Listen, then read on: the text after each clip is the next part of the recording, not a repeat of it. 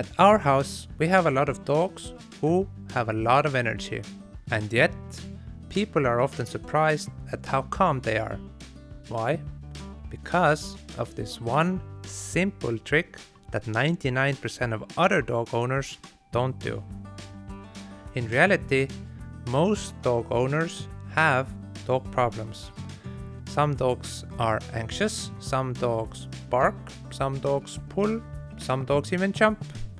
In most of these cases, they are related to energy. Dogs have a lot of it, and if you don't take care of it, they will cause problems. So, what is the most simplest and most effective solution that 99% of people don't do? Running. Most people don't run with their dogs. Not only is it the simplest solution to this issue, but it's also the cheapest one. You practically need no equipment to get started. If you have a dog that is at least 1 year old, you can start running. Now, I know what you might be thinking. You're thinking, hey, I take my dog to a dog park or forest. I let my dog run free. I don't need to do anything. But you're wrong. Letting your dog run and running together are two very different things. While running in the park might be fun, running together is a challenge. Your dog will have to focus and your dog will have to stay focused for a long time, which is tiring both physically and mentally. Running is also super safe. If anything were to happen, you can just stop, take the leash with both of your hands, and control the situation. If something were to happen when you are, for example, riding a bike, then falling is much more dangerous.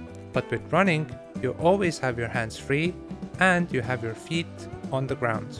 The only equipment that you really need is a pair of good running shoes and a Y harness for your dog. This harness is crucial because it distributes your dog's weight across your dog's body, which makes it super comfortable to run and super comfortable to pull. One thing that I also like to use is a runner's belt, where I can take my dog's leash and put it on the belt, which will keep my hands free, which is super comfortable and makes running a lot more easy. Now, how do you get started? It's actually super simple. Begin by practicing these 4 commands during walks. Let's go, stop, left, and right. These commands will help your dog to understand what you want when you start running. One more good thing to practice during walks is avoiding posts, because if your leash goes into the post, you will fall and it will hurt.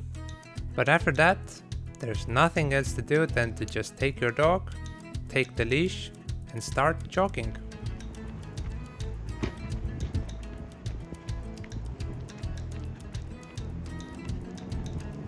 You don't have to go fast. You can go at whatever pace you feel comfortable at. Just try running.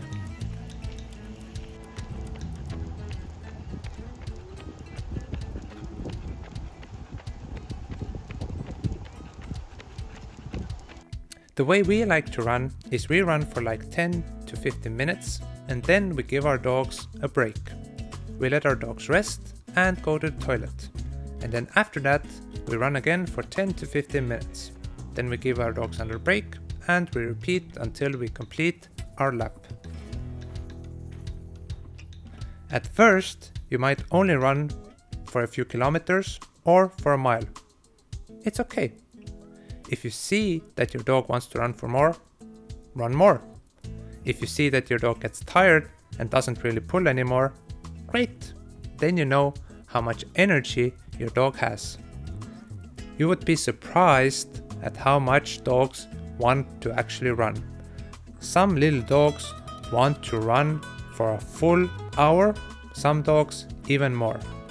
Just try and understand your dog and see how much energy they actually have. Don't have any premonitions.